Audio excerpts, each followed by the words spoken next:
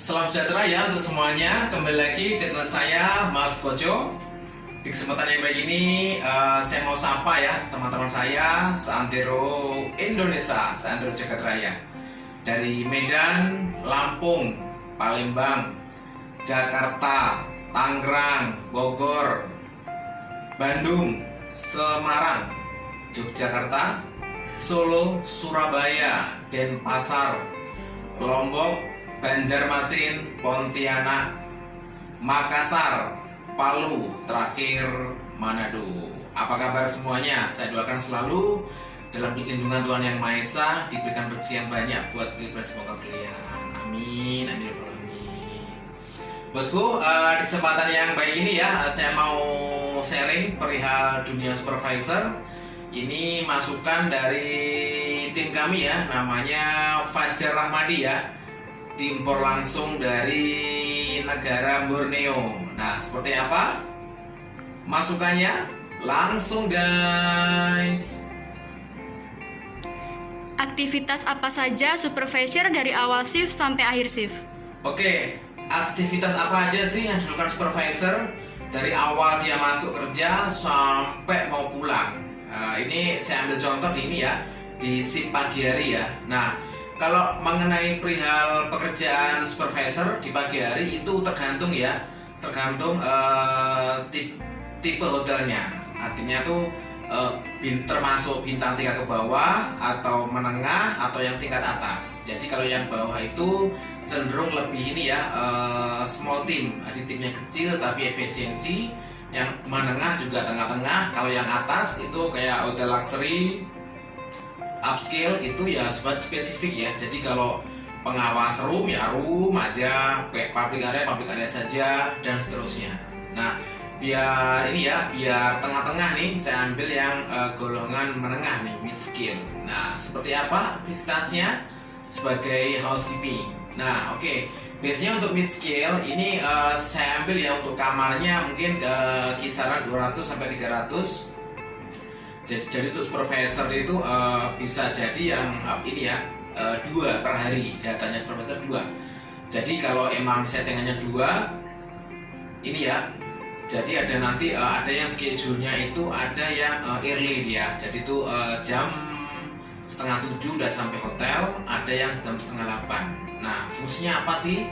Nah, jadi nanti gini, kalau datangnya nanti jam setengah 7 nanti pulang juga early juga. Tapi kalau jam setengah 8 nanti selangkah lebih lambat pulangnya, fair kan? Nah, jadi untuk di pagi untuk yang ini ya, SPV yang early jam setengah 7 itu langsung ya cek area. Jadi mengecek area area lobby, area mungkin ada meeting room, segera diinspek. Nanti kalau segera kita menemukan mungkin ada yang perlu dirapikan atau mungkin dibersihkan, nanti segera di follow up.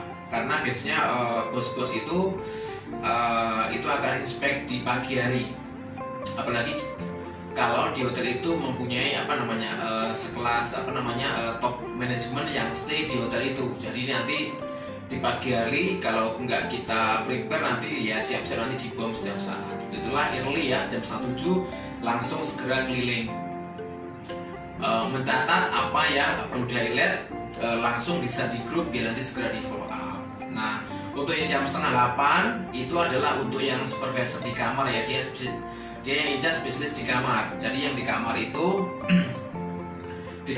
di saat pagi hari apa dilakukan di office, kita lihat ini ya, manning dulu. Jadi alokasinya berapa untuk hari itu, di skala prioritasnya seperti apa, rumbonya berapa, terusnya berapa.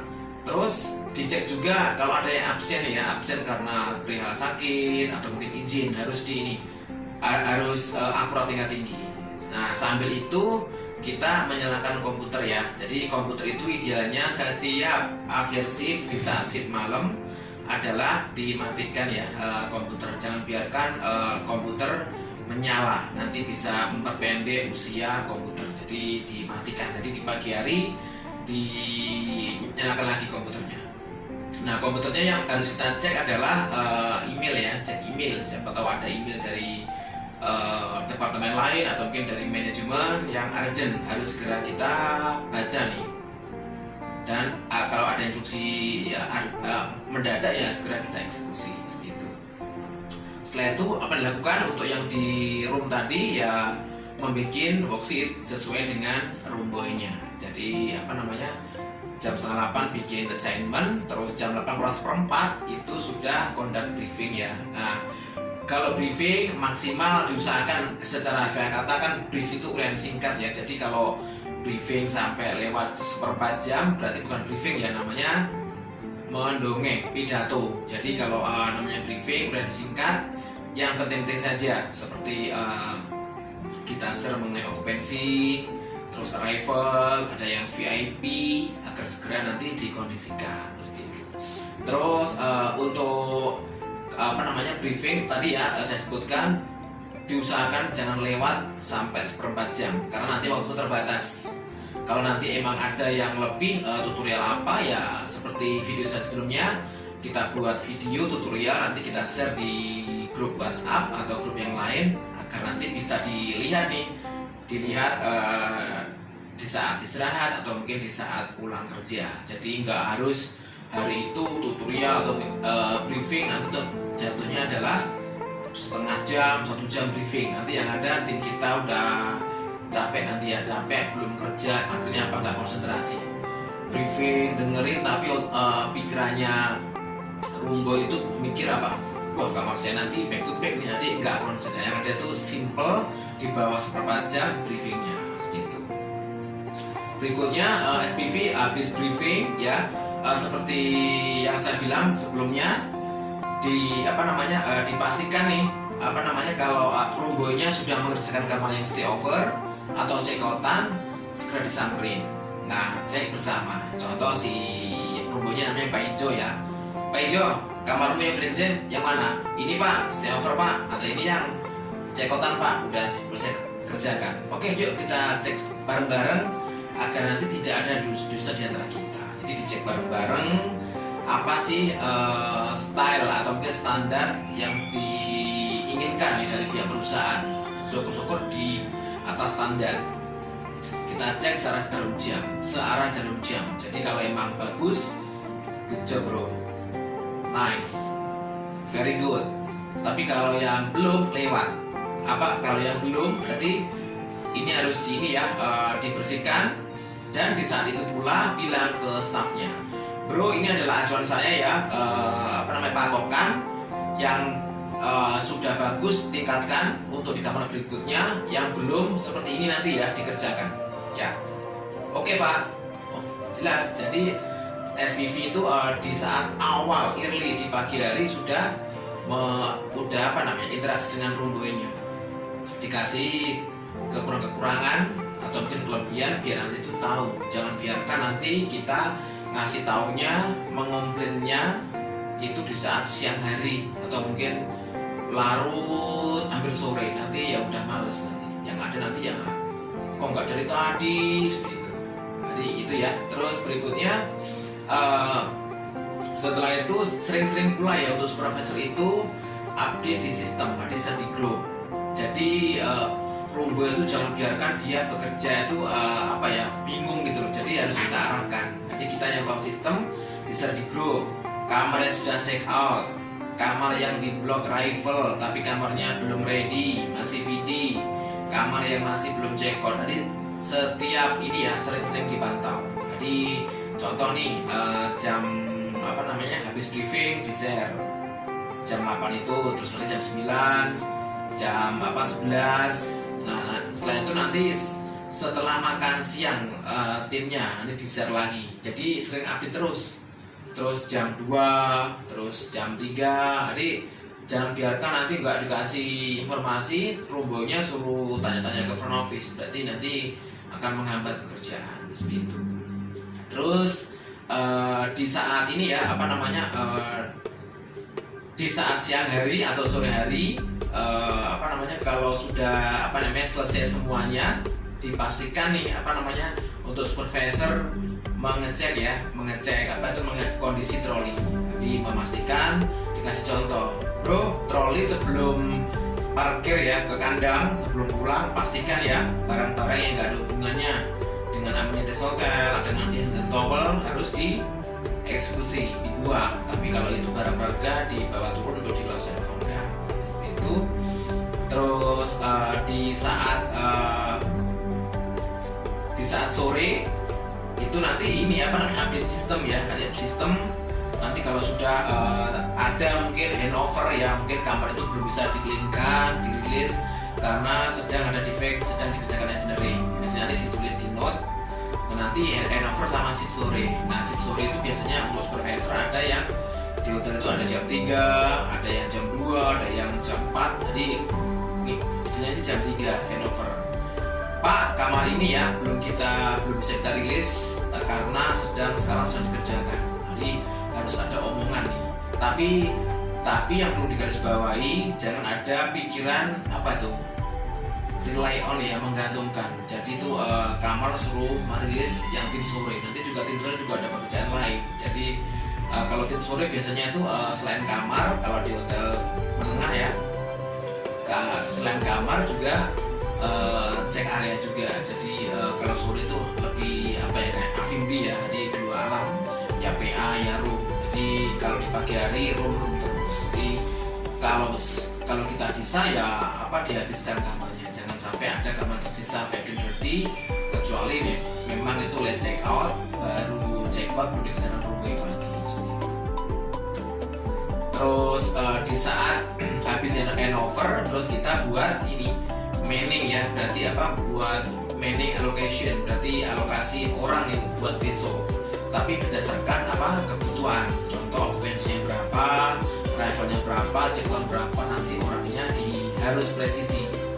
Jangan biarkan nanti kita banyak orang tapi terbuang-buang nih tenaga yang nggak berguna, akhirnya nanti kosnya besar, hasilnya kecil. Jadi kita sebagai seorang leader supervisor harus berbicara mengenai bisnis ya, bisnis kalau bisa ini ya sesuai ilmunya dari Tiongkok sana nih, dengan modal kecil untuk besar. Jadi itu kalau memang itu bisa hemat hasil banyak, kenapa enggak? Mungkin itu ya dari pagi sampai menjelang pulang itu adalah tugasnya seorang supervisor. Oke, next. Apa plus minus bila mana posisi kontrak versus permanen? Oke, apa sih plus minus ya kalau kita menjadi mungkin ya supervisor ataupun staff kontrak sama permanen ya. Nah, keuntungan kalau permanen itu, kalau udah permanen ya, embel-embel permanen itu keuntungannya sih kalau setahu saya versi Mas Koco adalah kemudahan untuk kita ambil KPR. Oke, jadi saya ulang ya. Tadi keuntungan kalau kita mempunyai predikat staff permanen, jadi kemudahan untuk ini ya, pihak perbankan itu ya meng-ACC itu kalau kita ambil KPR ya, kredit kepemilikan rumah, terus KTA, kredit tanpa guna dan sebagainya lah. Itu setahu saya sih. Tapi untuk benefit sih saya rasa sama antara permanen sama staff. Nah, terus kalau versi saya mungkin ada pemikiran ya, kalau udah permanen itu kebal. Tapi kalau itu saya kurang setuju. Karena kalau memang kebal, kalau kita mempunyai kesalahan, kemungkinan itu juga akan bisa digoyang. Artinya bisa diberhentikan juga kalau mempunyai masalah besar. Artinya permanen itu ya sebenarnya sih ya bukan